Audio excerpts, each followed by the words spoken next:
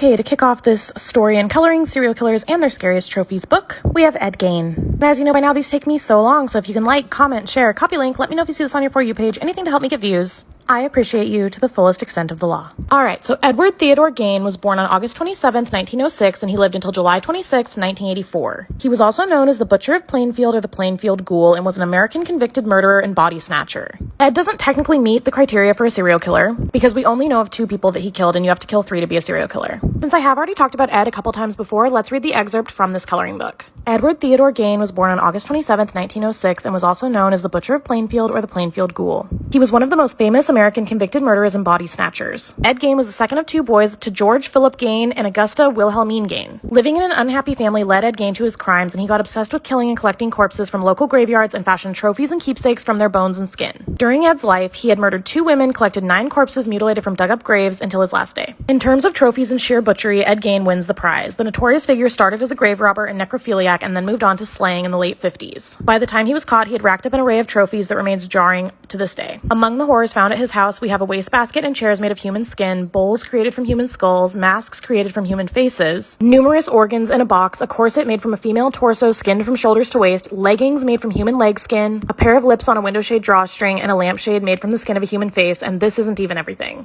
Ed was initially found unfit to stand trial and confined to a mental health facility, but by 1968 he was judged competent to stand trial and was found guilty of the murder of one of the women. However, he was found legally insane and was remanded to the Mendota Mental Health Institute, where he died of respiratory failure on January 26, 1984 at 77 years old and is now buried in an unmarked Plainfield grave.